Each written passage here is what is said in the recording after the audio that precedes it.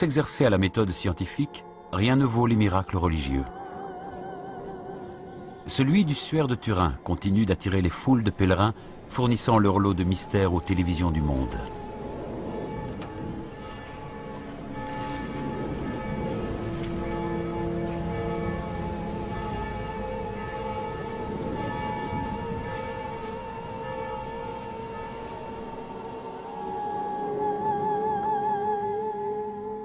Le Saint-Suaire est un tissu de plus de 4 mètres, considéré comme le linceul qui a entouré le corps du Christ après sa crucifixion.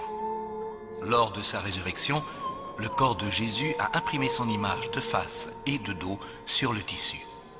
Il est l'une des plus importantes reliques de la chrétienté.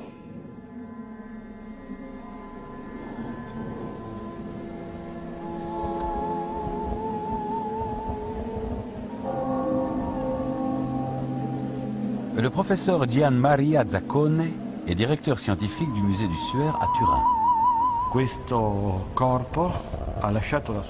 Sur ce corps qui a laissé son empreinte, on lit une série de blessures et de traumatismes, dont la vision renvoie immédiatement au récit de la Passion du Christ, au supplice imposé à Jésus-Christ tel que les racontent les évangiles.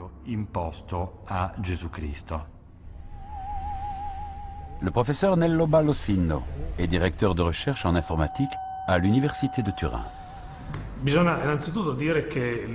D'abord, il faut dire que l'empreinte du Saint-Suaire, son image, est remarquable par sa tridimensionnalité intrinsèque.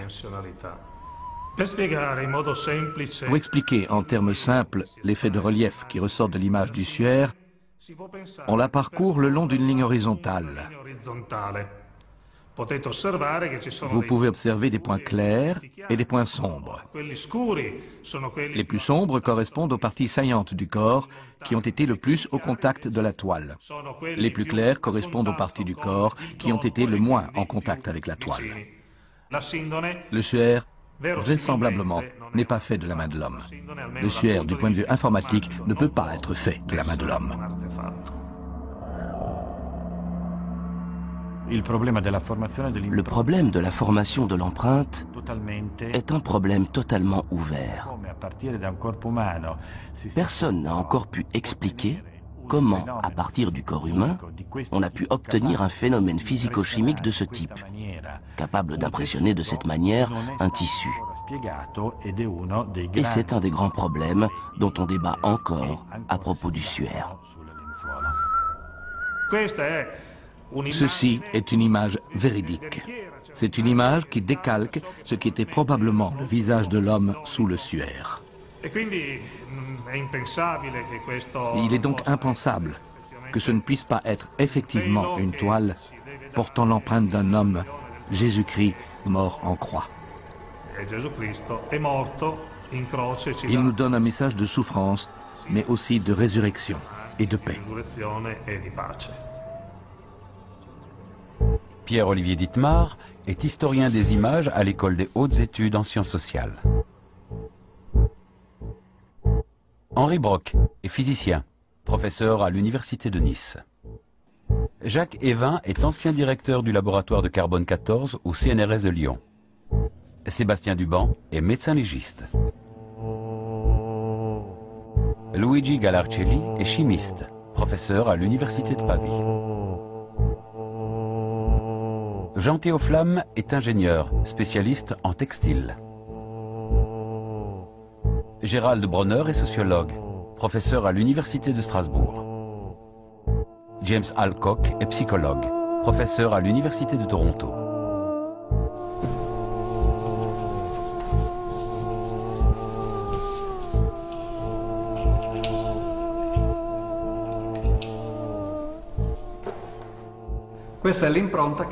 Ceci est l'empreinte que laisse un vrai corps sur un drap. Comme on le voit, c'est une image très grossière, très différente de celle du suaire de Turin, très déformée. On voit que les jambes, par exemple, mais le visage surtout, sont inidentifiables. C'est une image dépourvue de nuances, de demi-tons, donc complètement différente du suaire de Turin. Que peut-on dire de ces traces de sang? Le cuir chevelu est une zone anatomique particulièrement vascularisée et lorsqu'on inflige des blessures, même peu profondes, ce sont des blessures qui saignent abondamment. Or là, les traces de sang qui figurent sur cette image sont peu importantes.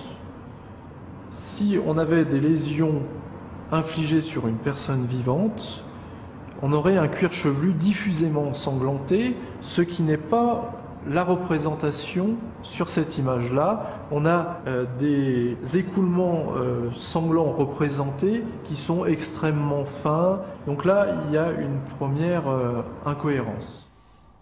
Alors la question qui peut se poser, c'est la curieuse distance qui existe entre la face ventrale et la face dorsale. Donc là, on voit bien la distance, le gap entre les deux. Alors que manifestement, si on enveloppe quelqu'un dans un linge, on l'enveloppe comme ceci, on doit avoir l'image ventrale, puis les cheveux, puis la nuque, puis le dos. On doit avoir une continuité totale de l'image. Or là, on a une discontinuité. Donc apparemment, difficile à expliquer. Difficile à expliquer parce que la plupart du temps, le suaire, il est montré comme ceci. Les évêques qui le tiennent, les ostensions différentes qui ont eu lieu, il est quasiment tout le temps présenté horizontalement. Alors qu'à mon avis, c'est pas sa position, disons, d'origine. Je pense que le suaire devait être présenté plié en deux, verticalement. Verticalement, donc ce qui permet d'expliquer pourquoi on a l'espace entre la face avant et la face arrière. C'est certainement pour pouvoir faire quelque chose, par exemple, ce qu'on a pour appeler le hissage du suaire. C'était des techniques utilisées à l'époque déjà avec, par exemple, des voiles, un voile de la Sainte Vierge, etc. Donc imaginez la situation, vous êtes dans l'église de Lirey, dans la collégiale, et puis vous avez quelque chose comme ceci qui se lève. Et donc là, vous avez l'avantage de pouvoir le voir soit d'un côté, soit de l'autre, et les deux images étant donc effectivement bien à la même hauteur, grâce au décalage qui a été introduit. La représentation donnée est plutôt celle d'un corps en position verticale qu'un corps en position horizontale. Face à ces observations, j'ai le sentiment que l'image n'a pas été produite à partir d'un corps de personnes décédées, mais qu'il s'agit d'une représentation et non pas d'une empreinte telle qu'on peut l'imaginer. L'idée de représenter le Christ mort prend une nouvelle importance au XIe siècle avec l'apparition des crucifix sculptés. On peut voir sur cette image que le Christ a les yeux ouverts, qu'il est habillé. Ici, une image très colorée. C'est absolument pas un Christ souffrant, mais au contraire un Christ victorieux qui survit à la mort. Tout change au XIIIe siècle avec l'influence de l'héritage franciscain dans l'art. Le fait que saint François ait reçu les stigmates donne une nouvelle importance à la mort du Christ, à la passion et à la crucifixion. Et les artistes donnent des représentations du Christ qui sont plus souffrantes, plus douloureuses. Le fait qu'il soit nu, le fait qu'il y ait des taches de sang autour de la couronne d'épines, le caractère extensif de son corps, sa relative maigreur, la longueur effectivement des bras, des doigts. Ces trois éléments renvoient vers une dimension, disons, très expressive de la mort qui se développe au XIVe, XVe siècle. Pourquoi quand on regarde un négatif du suaire de Turin, on voit une image plus prégnante? Alors c'est une image qui n'a pas plus d'informations que celle qui est en positif. Par contre, elle est beaucoup plus parlante pour nous, pour le cerveau humain. Pourquoi? Parce que quand on regarde un visage, quand vous allez regarder par exemple mon visage, on va voir la partie qui est sur le nez, on va la voir plus éclairée que la partie au niveau des orbites. Donc les cerveaux humains décodent les visages humains comme ce qui est en relief est plus éclairé que ce qui est en profondeur. Et donc quand on prend le suaire de Turin qui est une image comme ceci, si on fait un négatif, ça sera beaucoup mieux décodable par un cerveau humain puisque j'aurai le nez plus clair et les orbites plus foncées puisqu'on inversera les tonalités. L'image du suaire, telle qu'on la connaît aujourd'hui, c'est avant tout l'image produite par Pia en 1898, qui est donc le négatif d'une photographie.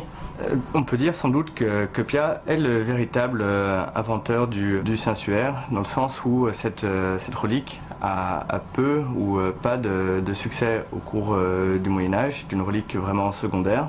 Et effectivement, c'est le couplage entre cette relique et la photographie qui fait le succès de cette image, qui est une image moderne, une image contemporaine. On a un support, finalement, un linge avec une image dessus. Ben, si on arrive à dater le linge, évidemment, on date l'image qui est forcément postérieure au linge. Le linge, comment on peut le dater? Ben, le linge, c'est du lin en tissage. Il a été fait avec le lin, la plante. Et il se trouve que la plante, c'est un être vivant. Tous les êtres vivants dans notre atmosphère sur Terre ont un taux constant de carbone 14, qui leur est propre, et qui conserve tant qu'ils sont vivants, parce qu'on absorbe du carbone 14 radioactif, on en recrache et ça maintient un taux constant. Donc, quand l'être vivant, la plante en l'occurrence, meurt, le lin est coupé pour faire le lin, le tissu qui servira après de faire du linge, eh bien le carbone 14 radioactif se désintègre petit à petit. Et donc on a un nombre d'atomes au départ, qui est maintenu constant tant que l'être est vivant. Quand l'être est décédé ou coupé dans le cas du lin, à ce moment-là, le carbone 14 se désintègre. Donc on compte combien il reste de carbone 14, comme on sait combien il y en avait au départ, parce que c'était taux constant, on en déduit l'âge de l'objet.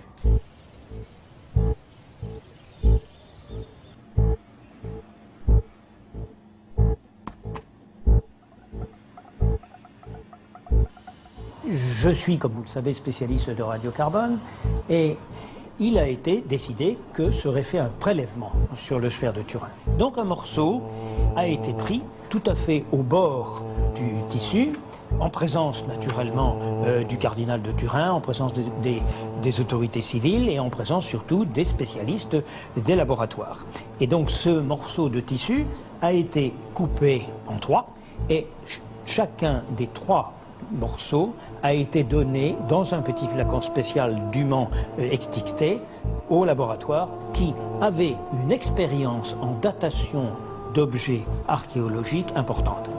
Le résultat obtenu par la moyenne des trois laboratoires qui ont fait la mesure montre que le lin qui a servi au linceul de Turin a poussé entre l'année 1290 et l'année 1390.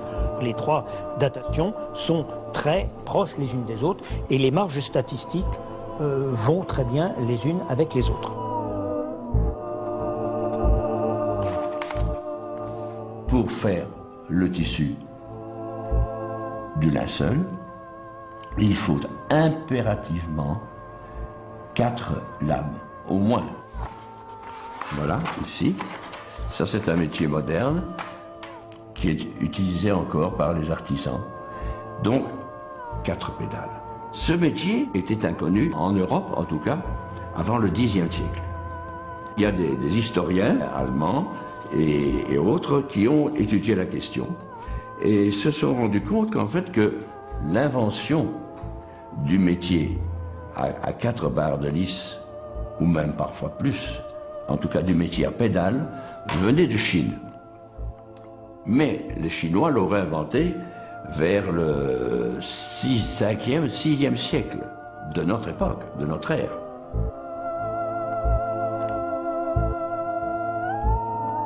Il n'était pas possible, à l'époque de Jésus, de tisser ce genre de tissu. Voilà.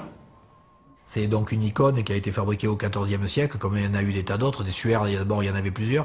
Jusqu'en 1930, le suaire qui faisait des miracles, c'était pas le suaire de Turin, c'était le suaire de Cadouin, hein. Donc il faisait des miracles reconnus. Donc, mais finalement, quand il y a un jésuite qui s'est rendu compte que ce que tout le monde prenait pour de la décoration sur le côté, c'était une écriture arabe ancienne et ça a permis de le dater, et il était du 12e, hein, de mémoire, donc ben, il a disparu, puis il n'a plus fait de miracles, ils l'ont tout simplement retiré. Donc on voit bien que finalement c'est un épiphénomène. On oublie que l'Église donc qui, je rappelle, au XIVe siècle, c'est la première à avoir démystifié le linge, qu'on appelle maintenant le linceul de Turin. Hein.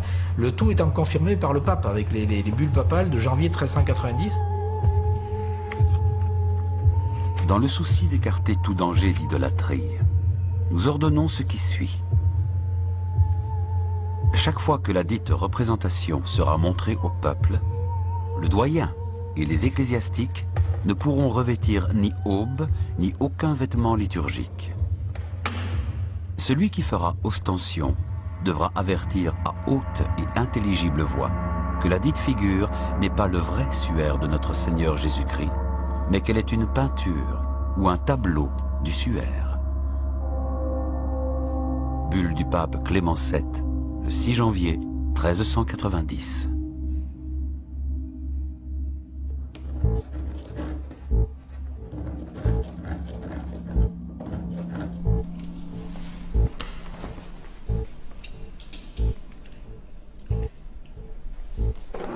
Donc ici un bas-relief, c'est quoi? C'est de la terre cuite et c'est une représentation donc du visage, puisqu'on va reproduire le visage dans une épaisseur donc très très faible. Et ça c'est vraiment important, c'est d'avoir un bas-relief et non pas d'avoir un relief total. On ne va pas faire sur quelqu'un, l'image serait totalement déformée. Donc pour rendre compte du suaire, il faut avoir un bas-relief.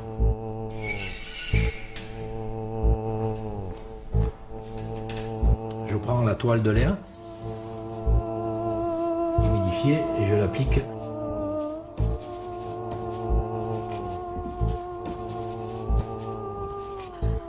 On est en train de refaire en fonction de ce qui a été retrouvé par Macron, un microanalyste américain, donc qui a fait les analyses. Ce qui a été retrouvé, c'est du collagène en médium. Le collagène, c'est la colle, c'est le support. Et puis ensuite, le colorant, le pigment qui a aussi été retrouvé, c'est un pigment ocre, celui-là, donc ocre rouge. Donc là, j'ai mélangé l'ocre à la colle d'os.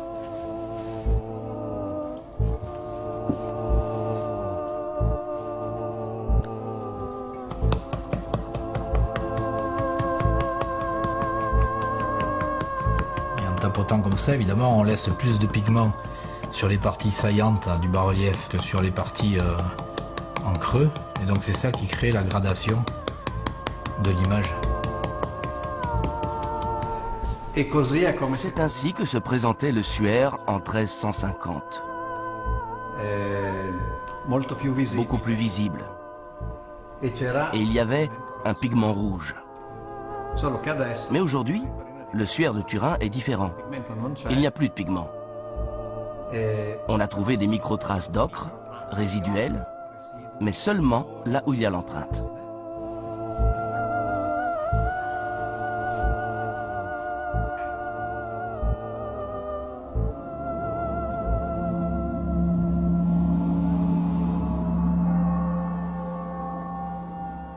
Ben, le fait qu'il y ait des colloques de syndonologie, hein, l'étude du syndone, du suaire, du linceul, quoi. Qu'est-ce que c'est qui peut, disons, pousser à ce qu'il y ait de tels congrès? Ben, tout d'abord, c'est un effet médiatique, parce que les médias sont vraiment intéressés. Puis les médias sont très souvent plus intéressés par un côté mystérieux, par faire mousser le mystère, que par essayer de donner les explications, alors que les explications, on les a.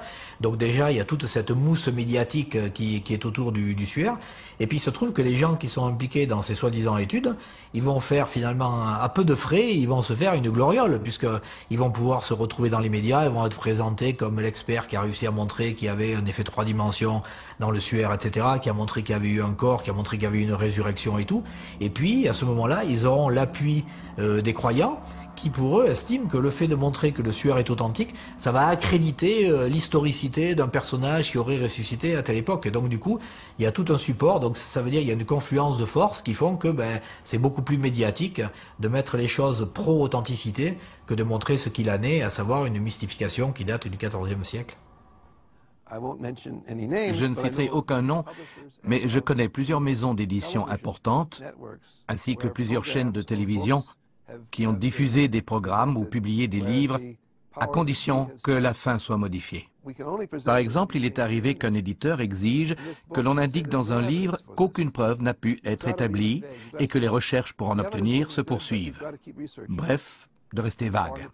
Selon ces responsables, personne ne voudrait regarder un programme où ce qui a été dit n'avait finalement aucun sens. Il faut donc garder une part de mystère. Et cela, je l'ai constaté à plusieurs reprises.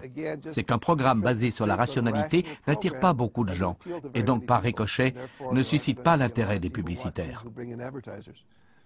Imaginez pour la région de Turin 5 millions de pèlerins avec une dépense moyenne de l'ordre de 250-300 € que les gens vont laisser déplacements, restaurants, hôtels, etc. En comptant simplement 300 € pour 5 millions de pèlerins, ça veut dire 1,5 milliard d'euros pour la région turinoise. Donc c'est une manne financière qu'aucune région ne va refuser. Donc à l'heure actuelle, c'est une exploitation marketing d'un produit parce qu'on sait que ça attire les foules, quoi. Donc ni plus ni moins, c'est uniquement une utilisation, disons, commerciale qui en est faite.